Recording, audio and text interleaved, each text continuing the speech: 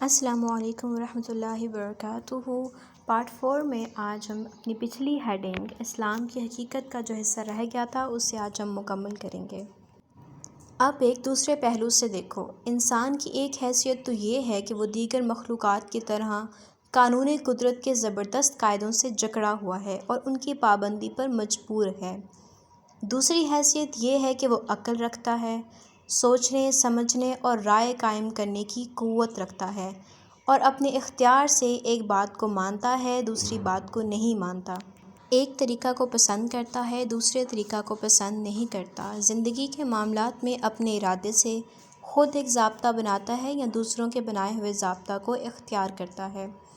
اس حیثیت میں وہ دنیا کی دوسری چیزوں کے مانند کسی مقرر قانون کا پابند نہیں کیا گیا ہے، بلکہ اس کو اپنے خیال، اپنی رائے اور عمل میں انتخاب کی آزادی بخشی گئی ہے۔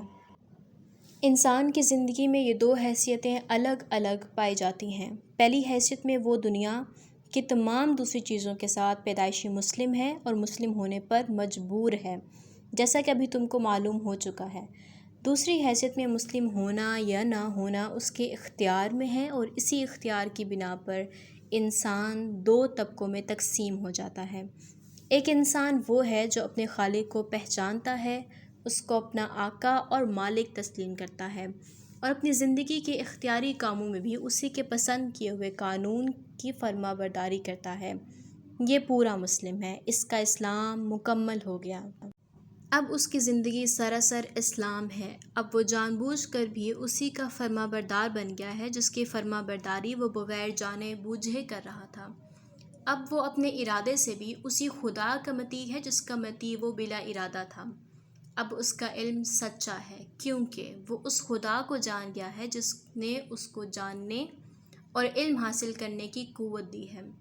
اب اس کی عقل اور رائے درست ہے کیونکہ اس نے سوچ سمجھ کر اسی خدا کی اطاعت کا فیصلہ کیا جس نے اسے سوچنے سمجھنے اور رائے قائم کرنے کی قابلیت بخشی ہے۔ اب اس کی زبان صادق ہے کیونکہ وہ اسی خدا کا اقرار کر رہی ہے جس نے اس کو بولنے کی قوت عطا کی ہے۔ اب اس کی ساری زندگی میں راستی ہی راستی ہے کیونکہ وہ اختیار و بے اختیاری دونوں حالتوں میں خدا کے قانون کا پابند ہے۔ اب ساری کائنات سے اس کی آشتی ہو گئی ہے کیونکہ کائنات کی ساری چیزیں جس کی بندگی کر رہی ہیں اسی کی بندگی وہ بھی کر رہا ہے۔